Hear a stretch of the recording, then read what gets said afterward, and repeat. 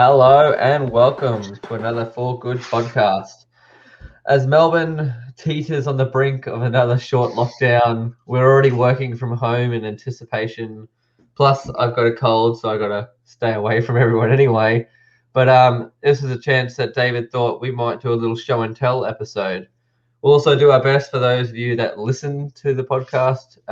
We'll try and be as descriptive as possible as we're showing things on the screen. But yeah, let's get into it, David. What are you thinking of doing today? Well, it's because we decided to change the format up a little bit since we're working from home. We do screen recording, and I thought while we are online and record this through our computers, why not sharing the screen, and we'll take the audience through a little bit of a show and tell, as you say.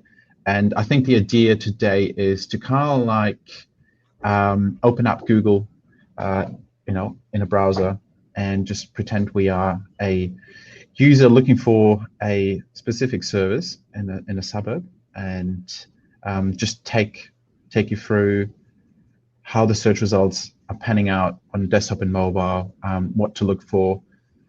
I think the idea today is to kind of like give a little bit of an insight of how we see the search results through our eyes. Someone who's not as trained as we are in this, and just give a little bit light into what we look at when we work with clients, what we optimize, what we like, what we don't like.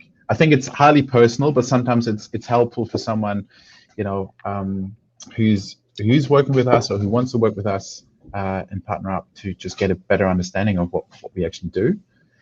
Yeah. Awesome. So how about let's get into it. I share my screen? Yeah. There we go. Okay. So I was thinking, is there a specific service you want to dive into? Otherwise, I just make a suggestion, which would be, look, I'll do some suggestion, which is something more where users really don't want to look for that often, but let's say it's a hot water system replacement, right? I guess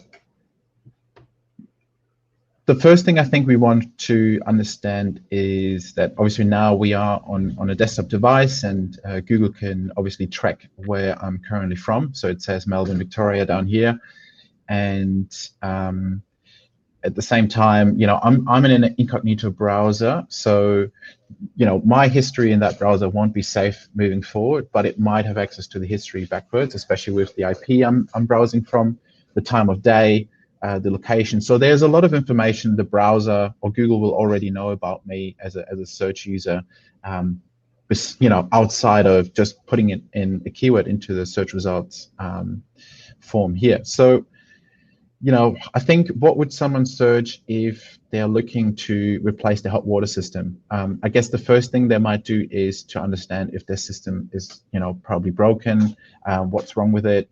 They might already know at a later stage in the funnel that, okay, I know that my system needs to be replaced. It is very old. So now I'm looking to find a business, someone who can help me with that, get an idea about, scope, cost, availability. Now, every time you do a search, I think it's worth mentioning that, as we've seen before, I can go back. When I started to click into the search bar here, you saw that Google's offering me some trending searches. I guess at this stage, it's because I'm opening a completely new browser window and I haven't done a search yet. So Google is basically suggesting, hey, in case you're not sure, you're bored and you're not sure what to look for, here are some trending searches. But in our case, we made the search for hot water system replacement. You will notice that I haven't added a location into it. So I'll just rely on my IP location, my internet service provider location, the IP location on where I'm connected to the internet here. We can obviously pick a suburb. Let's say we can pick Frankston in this instance, and you will see that the results are not updating hugely. The first thing you will see is we'll have 4 search ads at the top, and and they are all nicely targeted to Frankston, except for the top one. The top one seems to be a generic ad, but the rest have Frankston as a keyword either in their headlines, but also they use it in their URLs to just signalize that we have a very specific offer for Frankston, or we are focusing just on that location area. On the right, you can see that we have some Google Shopping tiles, which give us an array of, hot water systems. Now, in that instance here is that Google is trying to show us either the ads with some services, and obviously, advertisers who want to target that specific keyword. On the right, we're just getting a good selection of what kind of systems are available to buy, because at this stage, it's, I think, a bit hard for Google to pick if we are looking for service. Are we looking actually a system to do a DIY? And then further down here, you get a so-called local pack where we can see some businesses in Frankston or even Melbourne who could fulfill the job or the solution we're looking for. Yeah, they service that suburb. Yeah, but also, I mean, you can also see that there are different, I think, information which are flowing into that pack here. It is, on the one hand, that the title of that business has some of the keywords we are trying to match. So you have plumbing, you have hot water plumber, and you have hot water repairs. This one here, it seems to be a Melbourne-wide business, but also it's across the board a different rating. You can see Jim's Plumbing here, and you can also see that with the reviews which have been left for that particular business, Google will pull them through if they mention those keywords. Yeah, you can see that they bold the hot water system review. Yeah. So, but also in case there are no reviews or not as many, sometimes you will also see that Google will pull, let's say you get a local listing, which let's say says, just David and Tony.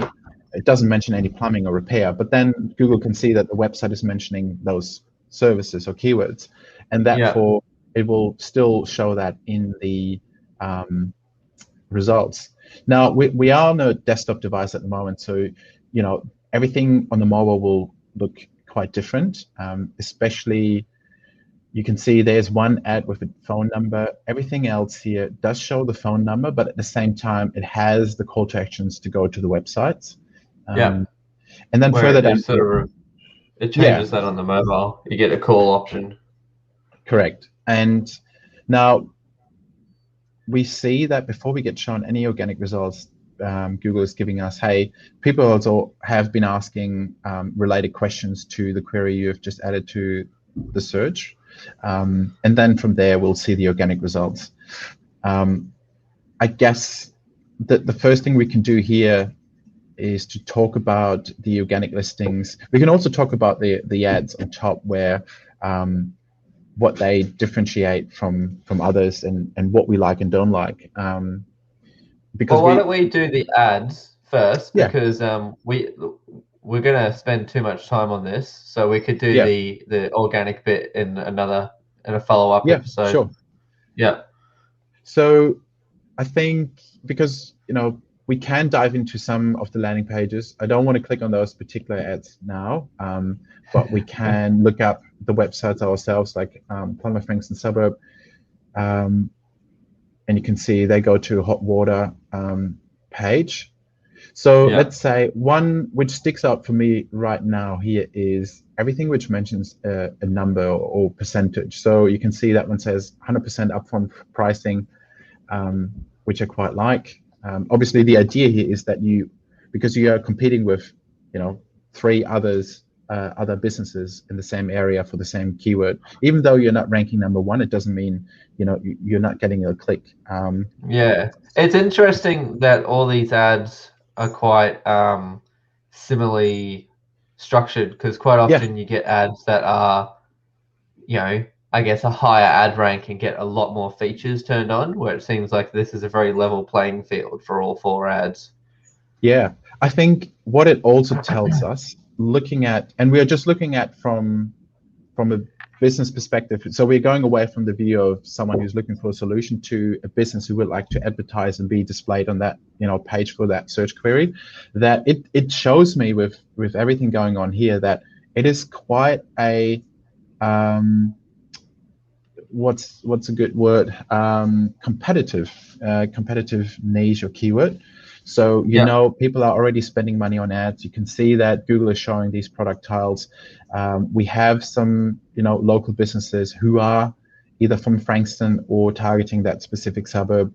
So to kind of like show up here, you need to tick off a couple of things to get a chance to be in that pack next time, right? But if we look at, everyone can run ads, everyone can bid for those ads and that keyword. So what you want to do is to increase your chances of being clicked on and convert that user is to just think about the wording you're going to use in your ad copy, right? Everything starts pretty much with that. So let's say Frankston hot water plumber, free quotes and 0 call out fee. I think that's pretty good. You can see there's an asterisk. So I guess there's a bit of a caveat to it. Because if you make such bold claims in your ad, you want to try to back it up when the user's landing on your website. So what we do is I see if I can copy the link address without triggering the ad. So what we just kind of like, so what was the website? It was Plumber Frankston Suburb. Oh, is it really? Yeah. It was plumberfrankstonsuburb.com.au and then hot water. Yeah. Is it really? Plumber Frankston Suburb? Plumberfrankstonsuburb.com. It's a weird, but obviously someone told him you want to get all the keywords in your URL, so he's gone and bought the most horrible .com.au, buddy. Yeah, I just need to. Oh, right, I forgot that. Yeah. Okay. All right. You get divorces. What do you got? Plumbing suburb. I'm pretty sure it was plumber. There we go. All right. It's obviously a very memorable business name. Yeah, I just see. I just want to understand. So I can see there are 4 pages. I think we just stumbled upon a very nice niche site which has been built for the pure purpose of, not only that, but so the reason why they're doing this is there are a couple for it. Firstly, it's highly targeted to Frankston only for one specific service or a multiple set of services with the same theme. You can see it's a nice landing page which is just there to convert the user in that specific suburb. If you change the word Frankston in the middle to Toorak, let's see if he's got a bunch of them. I bet you he's got heaps of them. Toorak. Oh, there we go. You're right. Yeah. So very smart. I really like it. So those that are listening, just FYI, because I know we're doing it. We got the identical website. You just change Toorak in the URL, and then everything changes from the word Frankston to Toorak. This is an attempt to both not only rank, I guess, organically would be his goal, which I doubt will happen in the modern day, but also, but primarily for his Google ad accounts is to be super, super niche. I think we need to treat this as their main focus here was to probably have a huge advantage in the quality score of your ad when everything is themed about that specific service and suburb. But what I can see is every time you change the domain, the only thing which is changing the phone number. No, the phone number stays the same. Yeah, it's the same mobile number. And only the suburb, but everything else is the same, which is not great for organic. No, that's why I doubt it would rank organically. Yeah. So you can see there are a couple of things I've noted down for someone to, if you're thinking of optimizing your landing pages for the best conversion, then it's that you want to reassure that you are the right, business to provide the solution to what you're looking for. In our case, we want to replace our hot water system. You can see they do offer hot water systems. I mean, interestingly enough, I can't click on anything except for those menu items on the top. What this page really? is, yeah, I mean, the hot Shame. water system, you That's a can't missed click. opportunity. Yeah, I guess if they're only running ads, then it doesn't really matter that much because you'd be sending people straight to the direct pages. But still, Yeah, so there is, from a conversion rate optimization perspective, there is a emphasis on, taking out call to actions and links you don't want users to click on, because the main, let's say, focus for this page, or the mission of this page is to get the user's phone call or a form submission, right? So there are two things. If you're not in the mood, or if you don't have time to call someone right now, you can leave a call back, right? But you can see there is, you need a plumber, we can help you. We come out for $0 to Turek, and we do it 24 hours, 7 days. You just give us a call and we can help you with a free quote. I think, it's pretty nicely summed up to what action the user has to take. So, we can obviously discuss what we like and don't like on this page, as we mentioned earlier, but I think in the end, what we don't know is how good that page converts at the moment, because we can't see the data. So, I can only assume the best thing they would do is to split test their page, right? They have developed that page over time, because people always think, oh, I need to come up with a completely unique new design and start completely from scratch to get somewhere. It's more like that you start somewhere and you really make sure that if you look at where you want to rank, or who you want to compete with, that you probably want to check out their landing pages if you can, and go through their website to just get an understanding of what do they say, what do they write in their ad copy, what content and copy do they use, but also, in what way do they convert users on their site, and then have a look at how you would do it, because if you don't have a phone number. So my thing is, can you go back to the ad page again real quick? Yeah, so up there. What was the number? He didn't have a call option on no, that, he didn't he? have a this ad is not showing a call extension like this one up here. I'm just trying to figure out whether he's tracking phone calls from that landing page, because he's just got his mobile number, so how they know which.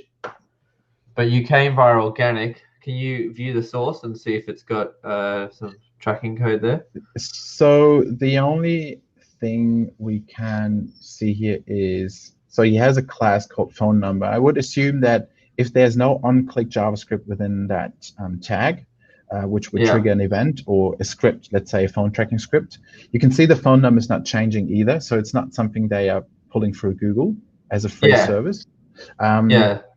So I assume all they do here at this stage is to just track the click event when someone clicks on the phone number and does the call. It's not as advanced. No. Yeah. So it sometimes, depending on who's running the ads for that business, I would say, I mean, there are a couple of things which confuses me a bit, because number one is he uses the same phone number across all the suburbs. So it might not, the business might not care about that, but I would say if you're running ads for each suburb, you want to know which suburb does work well and doesn't work well, what you can do to improve it.